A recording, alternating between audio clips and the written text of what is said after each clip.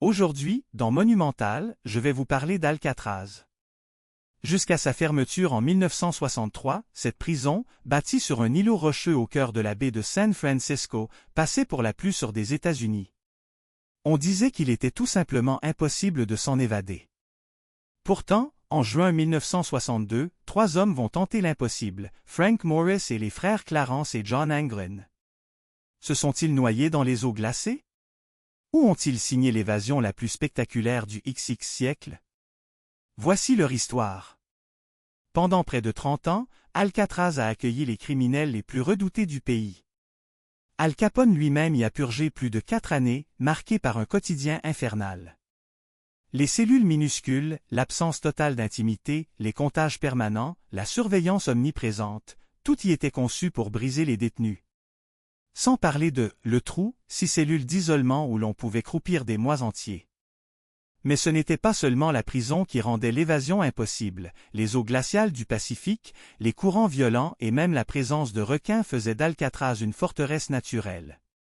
Entre 1934 et 1963, 36 détenus ont tenté leur chance. Aucun n'a officiellement réussi. Sauf peut-être 3 d'entre eux. Frank Morris, incarcéré en 1960, est un multirécidiviste du braquage. Intelligent, son QI dépasse 130 et déterminé, il a déjà tenté et parfois réussi des évasions ailleurs. À Alcatraz, il observe tout, les rondes des gardiens, les points faibles, les recoins oubliés. Rapidement, il trouve 2 complices idéaux, John et Clarence Angren, 2 frères braqueurs de banque. Ensemble, ils recrutent aussi Aaron West, un petit voleur débrouillard. Leur plan repose sur un détail, derrière chaque toilette, une petite grille de ventilation menait à une gaine technique. Armés de cuillères, de morceaux de métal et d'ingéniosité, ils grattent patiemment le béton pendant des mois. Pour dissimuler leurs travaux, ils fabriquent des panneaux en carton peint à la main. Les gravats, eux, sont discrètement dispersés pendant les promenades. Mais s'échapper de la cellule ne suffit pas, il faut franchir la baie. Morris a alors une idée audacieuse, fabriquer un radeau avec des imperméables volés. Plus de 50 pièces sont cousues ensemble, vulcanisées grâce à la vapeur des conduits et transformées en une embarcation gonflable de 2,50 mètres. 3 gilets de sauvetage sont aussi confectionnés et même une pompe bricolée à partir d'un accordéon. Pour gagner du temps au moment de l'évasion, il réalise aussi des mannequins en papier mâché, coiffés de vrais cheveux, qui prendront leur place dans les lits. La nuit du 11 juin 1962, le plan est mis à exécution. À 22h, dernier appel. À 22h30, silence dans la prison. Morris, puis les frères Angren quittent leur cellule.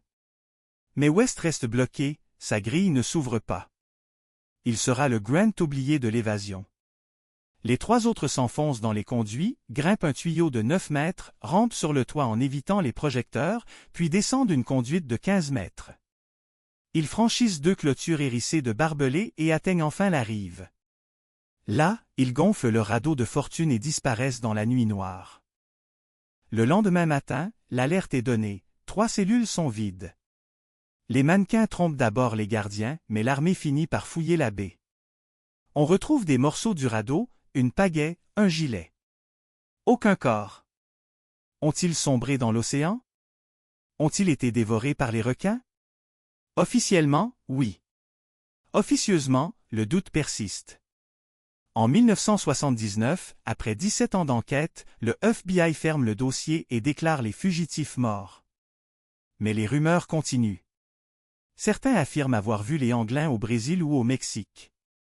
Une photo des années 1970 montre même 2 hommes leur ressemblant étrangement.